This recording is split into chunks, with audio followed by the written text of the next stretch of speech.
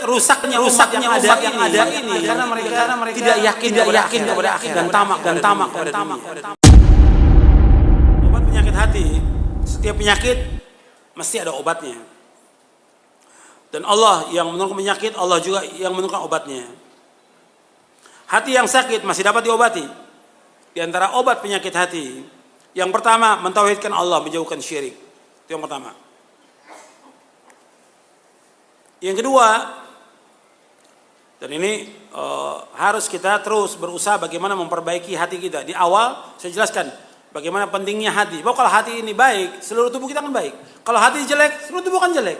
Nabi bersabda, "Ala inna fil jasad mudghatan idza salahat salaha jasadu kullu wa idza fasadal jasadu kullu ala wa yal qalbu." Kata Nabi, dalam tubuh manusia ada segumpal daging. Kalau daging ini baik, baik seluruh tubuhnya. Kalau daging ini jelek, jelek seluruh tubuhnya. Segumpal daging itulah hati. Makanya harus kita perbaiki. Hati ini perbaiki. Kalau kita lihat orang-orang yang tamak pada dunia, hatinya rusak mereka. Rusak. Makanya kalau kita lihat tidak tamak. Mereka tidak yakin kepada akhirat dan tamak pada dunia. Rusak mereka. Sedangkan generasi yang pertama, mereka itu baik. Kenapa? Yakin kepada akhirat. Yakin mereka kepada akhirat. Dan enggak menganggap apa dengan dunia ini. Zuhud mereka pada dunia. Maka mereka adalah baik, orang-orang yang baik. Makanya kita harus perbaiki ibadah kita harus perbaiki, hati kita perbaiki. Jadi setiap kita ngaji ini coba kita perbaiki hati kita. Hati kita ini harus kita bersihkan. Harus kita bersihkan. Sebab orang yang membersihkan hatinya orang yang sukses. Qad aflaha man zakkaha wa qad khaba man dassaha. Sungguh bahagia, beruntung, sukses orang yang membersihkan hatinya. Dan sungguh rugi orang-orang yang mengotori hatinya. Dengan apa? Dengan perbuatan dosa dan maksiat. Dan kita bisa lihat orang-orang yang hatinya sakit kelihatan dari perbuatannya. Dari ketamakannya. Kelihatan. Tamak dia kepada dunia. Tamak kepada harta. Tamak kepada kedudukan. Tamak kepada yang lainnya. Antum bisa lihat. Kita nggak tahu tentang hatinya dia. Tapi kita lihat dari perbuatannya. Dari perbuatannya. Makanya kita harus berusaha setiap kita ibadah kepada Allah, setiap kita mengaji, coba usahakan ngaji kita, nuntut ilmu kita mengajar dapat membersihkan hati kita. Tambah takut kita kepada Allah, tambah harap kita kepada Allah, tambah tawakal kita kepada Allah. Itu disebutkan oleh Al-Imam Ibn Rajab dalam kitabnya Fadlu Ilmi Salaf. Beliau Ibn Rajab rahimahullah menyebutkan bahwa di antara ilmu yang bermanfaat, tandanya ilmu itu tambah takut dia kepada Allah, tambah harap dia kepada Allah, tambah yakin dia kepada Allah, tambah tawakal kepada Allah, tambah dia cinta kepada Allah dan yang lainnya, dan dibuktikan dengan amal-amal soleh. Anda bisa lihat dalam Fadlu Ilmi Salaf Al-Khalaf. Kemudian yang kedua, yaitu kita diantara membersihkan hati ini menuntut ilmu syar'i dan mengamalkannya. Maka kita harus terus menuntut ilmu. Dan setiap kita menuntut ilmu kita introspeksi. Sebab ada juga orang yang ngaji nggak manfaat ilmunya. Ngaji bertahun-tahun nggak berusaha dia untuk memahami apa yang dikaji, nggak berusaha untuk mengamalkan, nggak ada manfaat. Ngaji yang seperti itu. Makanya setiap ngaji itu berusaha introspeksi. Bagaimana saya ngaji ini tambah nggak ilmu saya? Saya udah mengamalkan atau belum?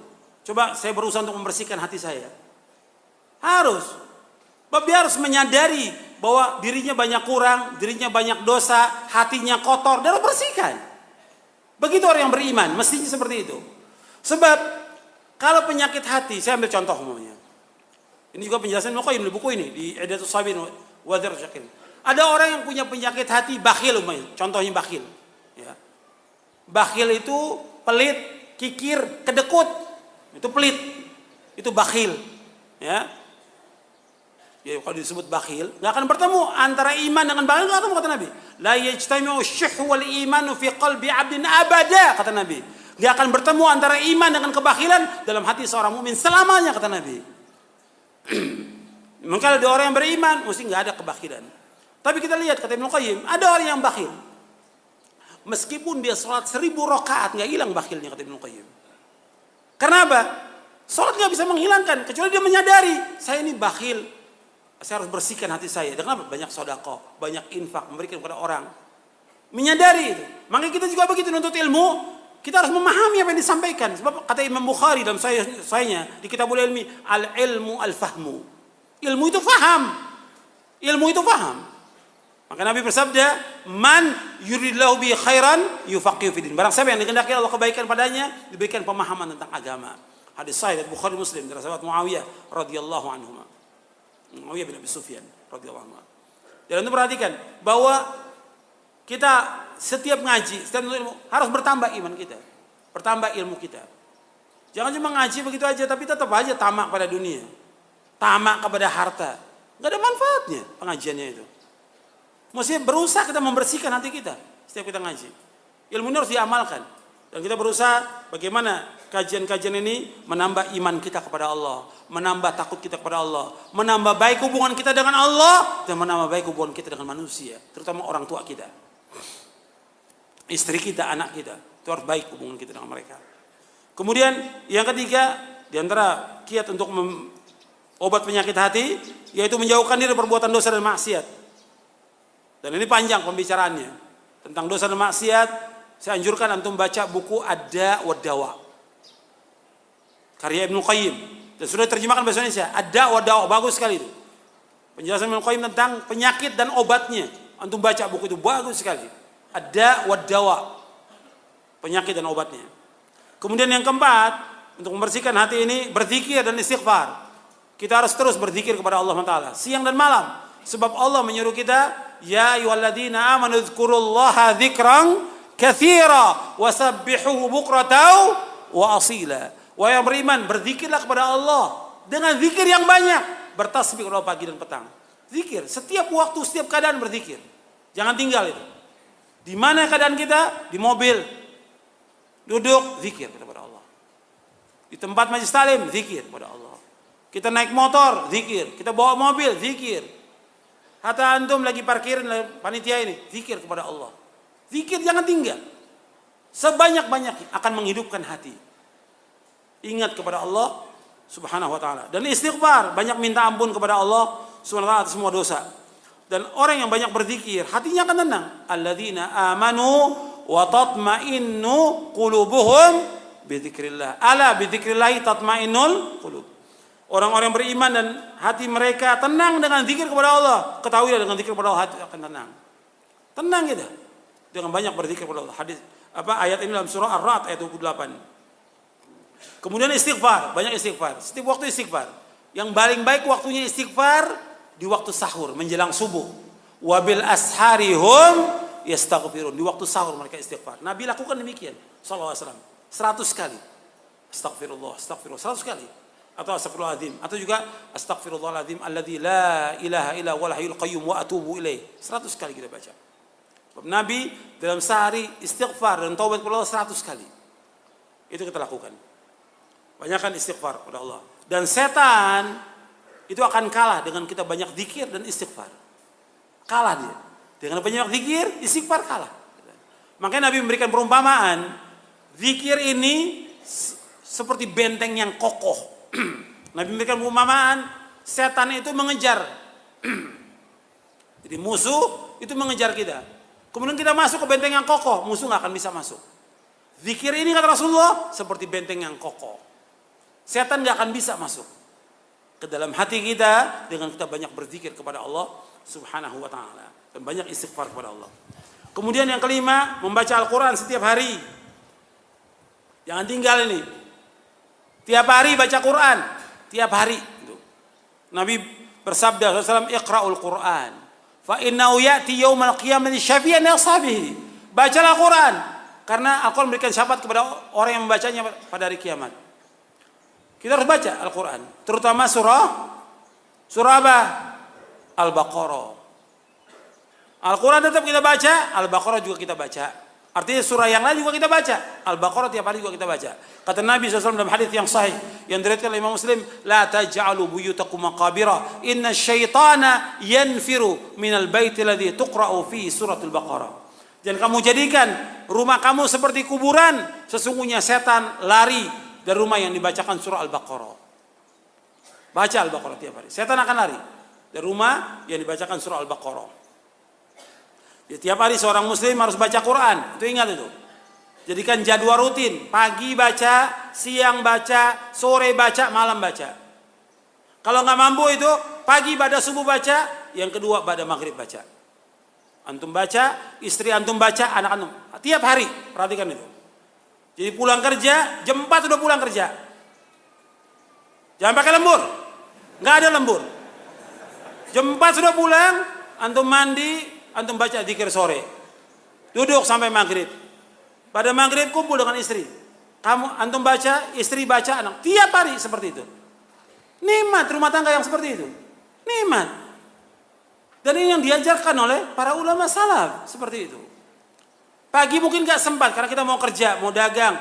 Si ibu juga sibuk, anaknya mau sekolah. Bikin sarapan. Sebentar dibaca. Berapa ayat baca. Kemudian nanti kalau kita waktu pada asar luang, samping zikir, baca lagi, murojaah. Kalau antum bisa menghafal, antum hafalkan 1 ayat. Saya minta pada yang hadir ini 1 ayat. Nggak banyak, 1 ayat 1 hari, 1 ayat. Nggak bisa 1 hari, 1 minggu 1 ayat, masa nggak bisa? 1 pekan 1 ayat, masa nggak bisa? Coba antum usahakan untuk hafal. 1 pekan 1 ayat. Jadikan rutin itu. Insya Allah hati antum akan hidup. Dengan Quran ini akan hidup. Akrab kita dengan Quran, sebagaimana para ulama salaf akrab dengan Quran.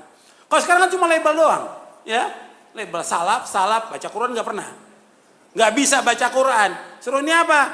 Nggak tahu Ustaz. Apa ini? Ini apa ya begini ya? Muter gini ya? Nggak tahu Ustaz. Ini wow. Gitu. Nggak ngerti kenapa? Ya salaf, nggak tahu baca Quran nggak tahu. Ini juga mungkin yang ngaji dia nggak bisa baca Quran.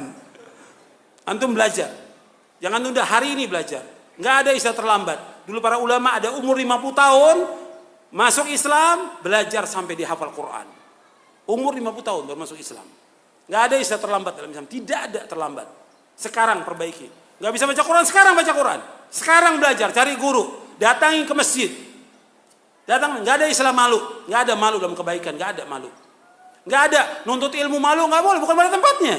Soal berjamaah malu, bukan pada tempatnya. Malu bukan pada tempatnya itu. Jadi antum belajar. Baca Al-Quran. Karena antum kalau nggak bisa baca, gimana antum mengajarkan anak? Istri. Harus bisa. Antum pakai pemimpin laki-laki ini. Dan kita wajib menjaga diri kita dan keluarga kita. Kenapa? Ya ayyuhalladzina amanu qu anfusakum wa ahlikum nara. Wahai yang beriman, jaga diri kamu dan keluarga kamu dari neraka. Mulai sekarang antum harus bisa baca Al-Quran dan lancar bacanya. Dan harus berusaha di samping baca, menghafal. Yang keenam, untuk membersihkan hati kita, taubat kepada Allah. Setiap hari bertaubat. Nabi bertaubat kepada Allah 100 kali. Dan Nabi juga membaca Rabbighfirli wa tub alayya innaka antat tawwabul ghafur. Rabbighfirli wa tub alayya innaka antat tawwabul ghafur. Ini bacaan ini antum bisa baca setelah selesai sholat duha. Nabi selesai sholat duha baca ini. Sebagian diriwayatkan oleh Imam An-Nasai dalam kitabnya Sunan Al-Kubra dan sahih riwayatnya. Ya Rabbighfirli wa tub alayya innaka antat tawwabul ghafur. Atau Rabbighfirli wa tub alayya innaka antat tawwabur rahim.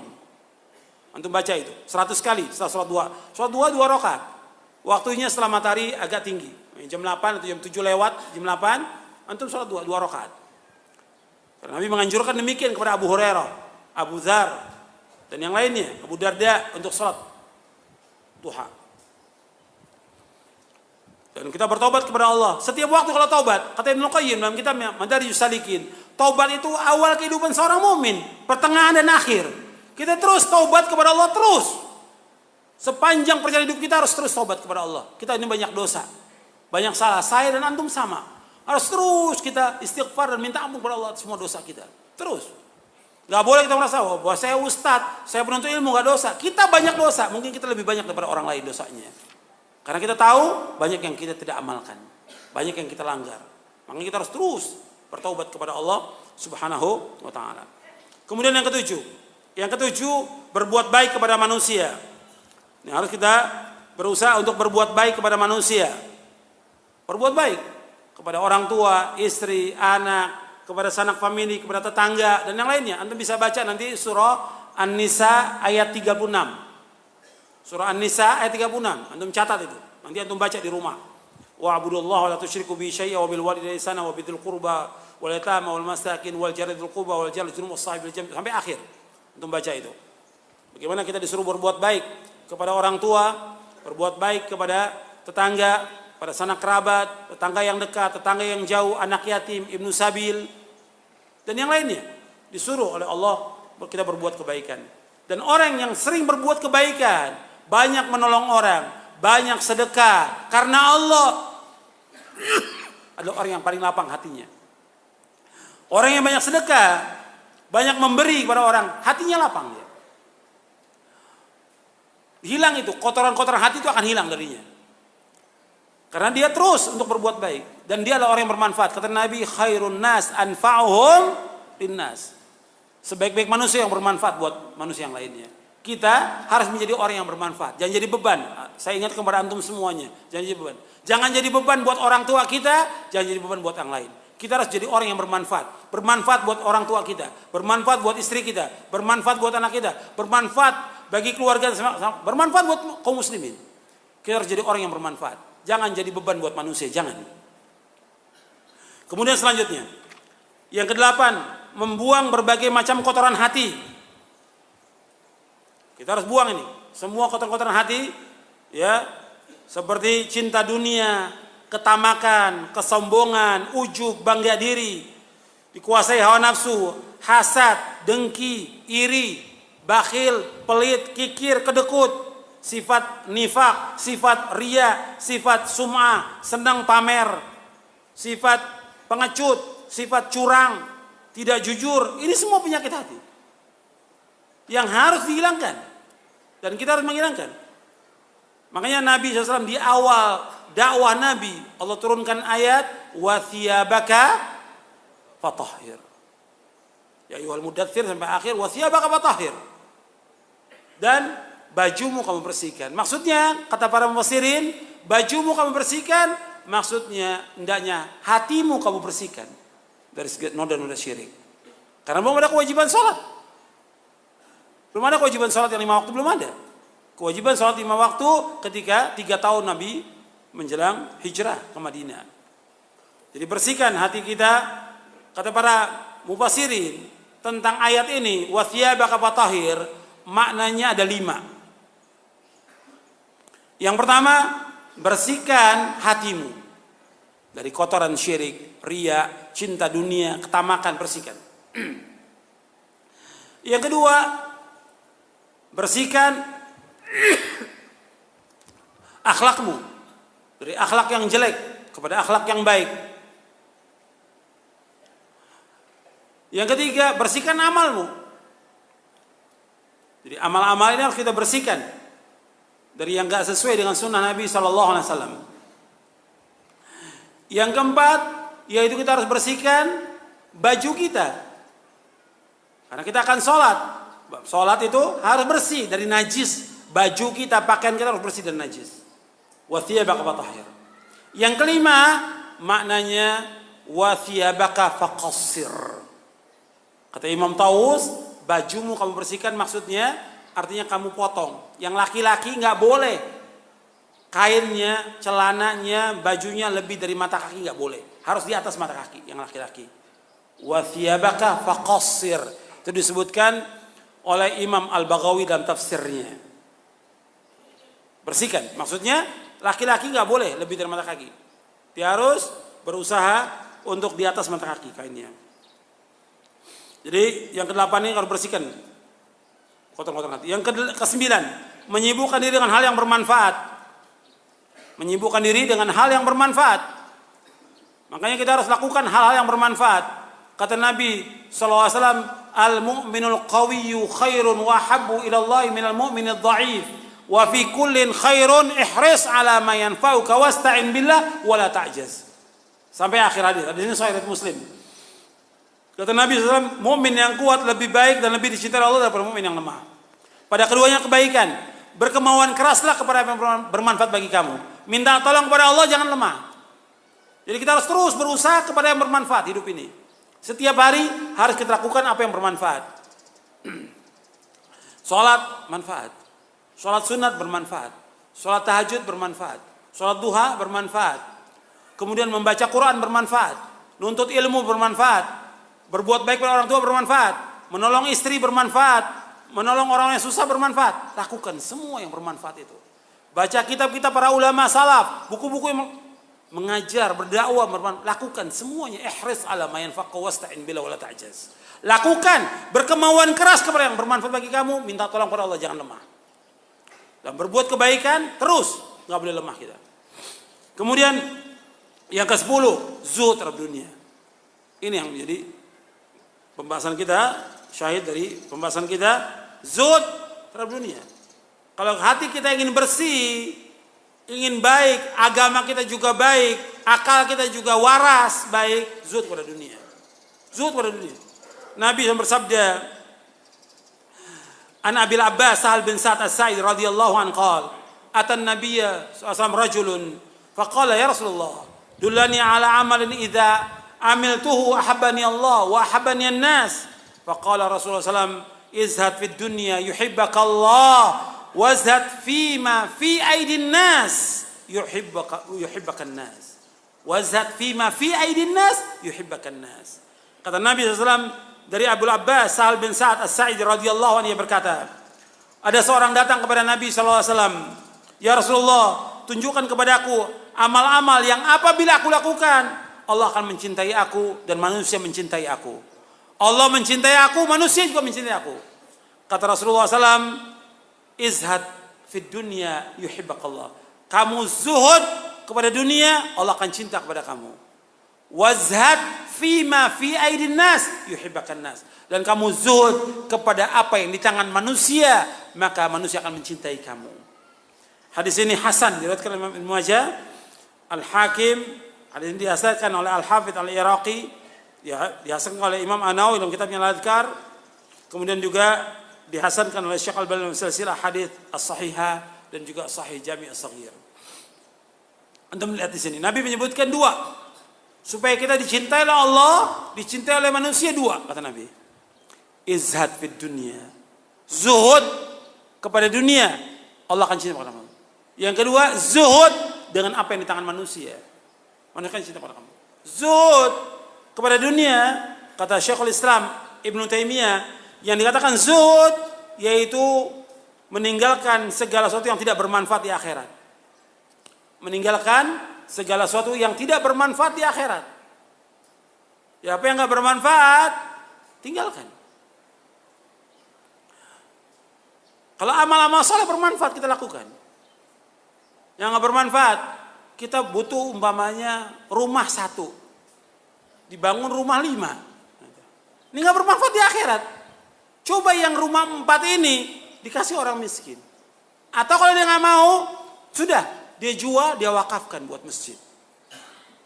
Atau buat sekolah yang jadi wakaf dia jadi sedekah jariyah buat dia di akhirat. Enggak manfaat. Dia punya butuh mobil 2. Memang kebutuhan dia 2 mobilnya. Karena dia punya mobil 5. Bahkan yang 1 mobil balap lagi. Harganya miliaran. Enggak bermanfaat di akhirat. Buat apa dia beli mobil itu? Mendingan dijual mobil itu, dibagikan buat pondok-pondok salaf. Itu harga mobil 3 miliar bisa dijual dan bisa dibelikan mungkin mobil 20 mobil. Dibagi pondok-pondok salaf, manfaat buat mereka. Karena mereka butuh. Buat kendaraan operasional. Butuh mereka.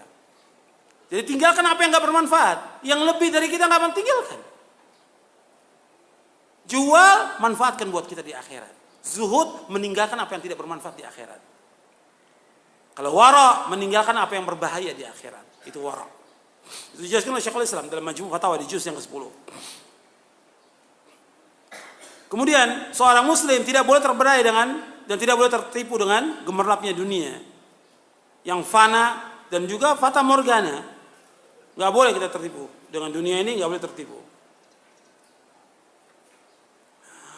Dan Allah menyebutkan dalam surah Fatir ayat 5, ya ayuhan nas inna wa'dallahi haqq fala taghurrannakumul hayatud dunya wala yughurrannakum billahil gharur.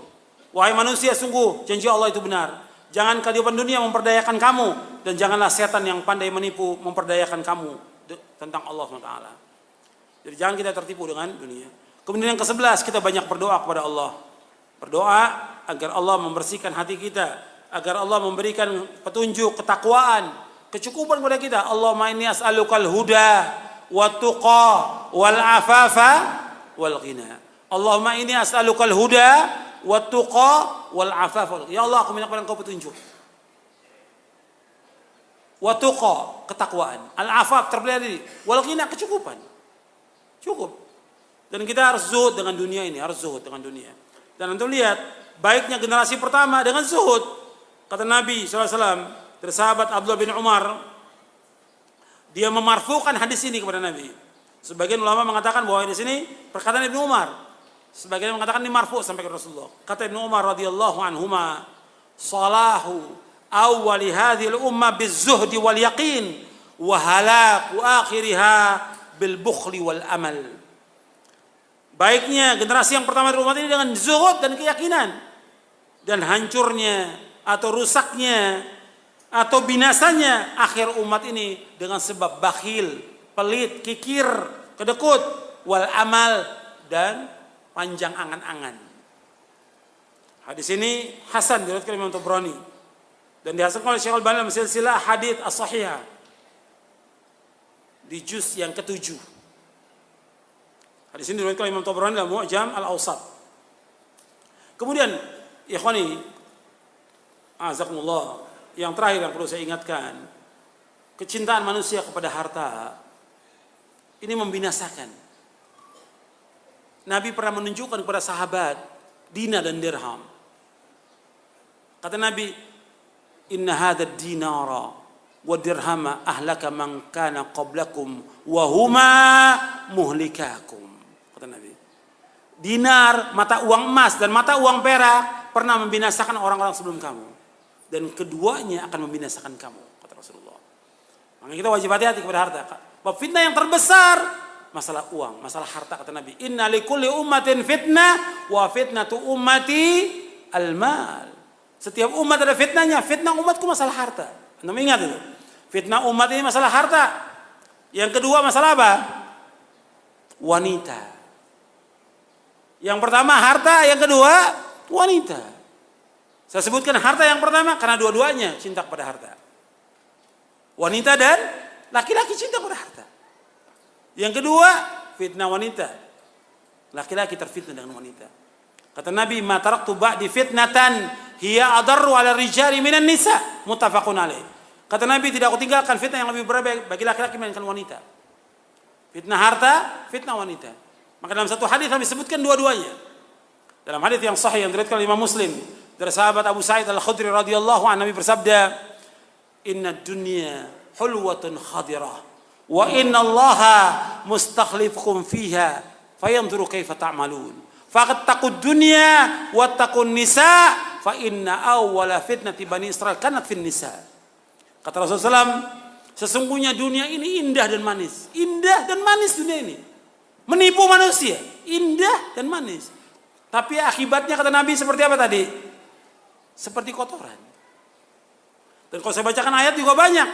Nabi menyebutkan tentang dunia ini seperti tanaman yang indah, subur, menyenangkan penanamnya, kemudian hancur. Itu dunia seperti itu.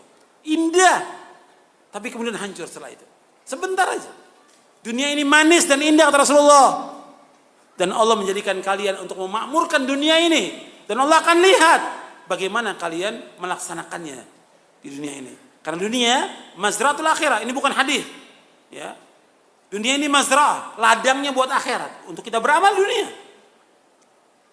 Allah akan lihat bagaimana kamu beramal dalamnya. Kemudian kata Nabi, fattaqud dunya wattaqun nisa. Kalian hati-hati kepada dunia. Hati-hati kepada dunia dan hati-hati kepada wanita. Sesungguhnya fitnah pertama kali Bani Israel disebabkan karena wanita. Fitnah. Jadi ikhwani fiddin, azakumullah, kita hati-hati kepada dunia ini. Dunia ini merusak hati kita, merusak agama kita, lebih merusak daripada serigala. Merusak. Makanya kita dalam hidup ini zuhud kepada dunia ini. Dan kita sekedarnya, yang penting bagaimana kita beribadah kepada Allah. Dan yang perlu diingat, setiap ibadah itu Allah iringi dengan rezeki. Tadi belum saya bawakan. Ya, Anda melihat ketika Allah menyebutkan wa ma khalaqtul jinna wal insa illa liya'budun, kemudian apa? Siapa yang hafal ayatnya? Ma uridu minhum min rizqin wa ma uridu an yut'imun innallaha huwar razzaqu dzul quwwatil matin. Allah berfirman dalam surah Az-Zariyat ayat 56 sampai 58. Allah berfirman, tidak aku ciptakan jin dan manusia untuk beribadah padaku. Aku nggak minta rezeki dari mereka. Aku nggak minta rezeki. Dan aku nggak minta makan dari mereka. Allah yang memberikan rezeki. Dan Allah itu maha kuat dan maha kokoh. Antum lihat, di sini Allah suruh ibadah, di samping ibadah Allah apa? Sebutkan apa?